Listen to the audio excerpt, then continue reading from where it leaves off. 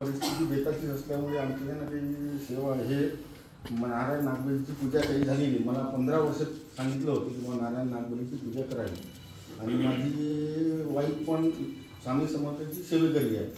मग महाराजांनाच काही वाटलं काही दीपक मोकळकर आमचे मित्र आहे त्यांनी मला त्यांच्या पैसे खर्च करून इथं आणले. कारण मी इथेच नाशिकला जॉब करायचा हिंदुस्तान लिव्हरमध्ये, तर मला इथे पॅरालिसिस झाला होता 2014ला. मग सर्व पैसे संपले व 200 रुपयाची पण सोय नाही. तर मग मोकळकर साहेबांनी पैसे लावले. आम्ही आलो 2017चा आहे. आम्ही ते आलो तेव्हा नोटाबंदी झाल्या होत्या. नंतर इथं आलो आम्ही की बुवा काय करावं. मग कसं आहे, स्वामीनेच मार्ग दाखवला. मात्र पुढचे गुरु पण व्यवस्थित मिळल्यामुळे आम्हाला पांडव सरांसारखे त्याच्यामुळे आम्हाला लवकर झालं. म्हणजे माझ्याजवळ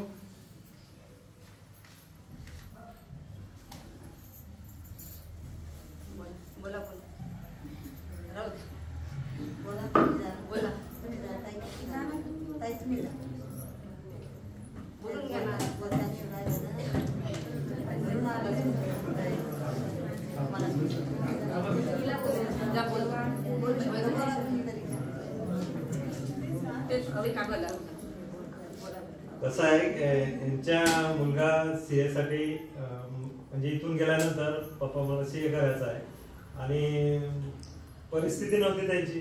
परिस्थिती, परिवार मोठा, सर्व गोष्टी, सर्व मुलं स्मार्ट आहेत दिशाला त्यांचे. तुम्ही आता सर्व इथं आलेले आहेत बोलू त्यांचे. आणि गुरुजी असं की कुंडात आंघोळ करत नव्हते. मग हे आमच्या वहिनी एकदम पेटीकोडाला म्हटलं काहीतरी झालं ना. मग म्हटलं काय झालं, तर म्हणे तुमचे भाऊ आंघोळ करत नाही. म्हटलं मी त्या कुंडाच्या पायरीवर उभा राहू गुरुजी, मी म्हटलं तुम्हाला आयुष्यात बी पॅरालिसिस होणार नाही. कुंडाच्या पायरीवर तुम्ही आंघोळ करा. आंघोळ केले गुरुजी. आज 5-6 वर्ष झाले त्यांना कुठलाही त्रास नाही पॅरालिसिस. दुसरी गोष्ट, एवढी परिस्थिती खराब असून मराठा जॉब आहे त्यांचा, मुलं लहान. पहिला मुलगा सीए करिता जात आहे, पैसे नाही. हे म्हणत विजयभाऊ म्हणत दीपकराव कसं करू. म्हटलं स्वामी करून घेतील, मागं पाऊल टाकायचं नाही. कधीच आयुष्यात मागं पाऊल टाकायचं. फेल तर फेल पा. तो म्हणजे मराठी व्यक्ती आज एवढा मोठ्या चांगल्या मुंबई सिटीमध्ये, मेट्रो सिटीमध्ये सीएची परीक्षा पास होऊन लगेच त्याला जॉब लागला. आज 9 लाख रुपयाचं पॅकेज आहे आणि त्याच्यानंतर म्हणजे त्याच्या अगोदर जिल्ह्यातनी सेकंड आला सीए मध्ये.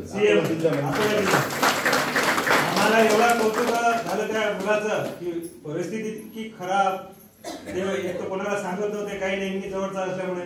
पण मी आलो की त्यांची आई नेहमी म्हणायची दीपक तू आला की खूप हिंमत येते विजूच्या अंगात, असं तसं. पण मी स्वामीशिवाय काही सांगत नसतो. मी आता आमच्या वहिनी म्हणत तुम्ही आले की महाराज आल्यावरच वाटते. म्हटलं असं नका म्हणू, मी म्हणजे तोडत बी नका घेऊ म्हटलं. ते काही नाही म्हटलं, आपण सेवेकरी आहोत सर्व काही.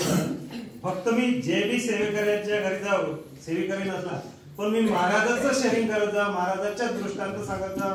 मी कुठल्या गोष्टीला हे नव्हतं.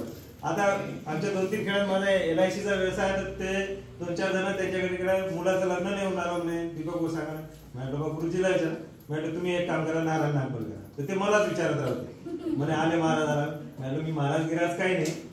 असा त्यांचा प्रवास झाला. आज त्यांचं मन भरून आलं. मला बी खूप गर्वाची बाब आहे, आम्हाला सर्वांना गर्वाची बाब आहे त्या गोष्टीची.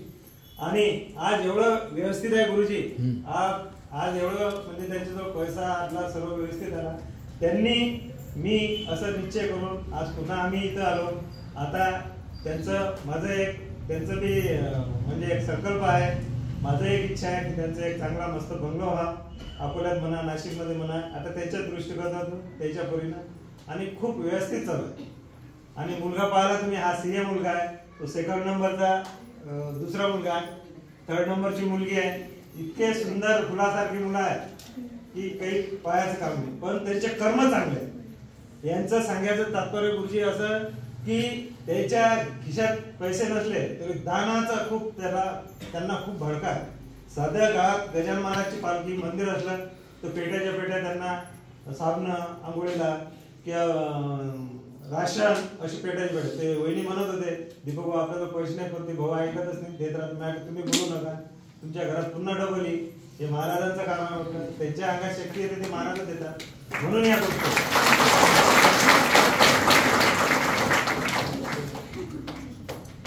श्री स्वामी समर्थ.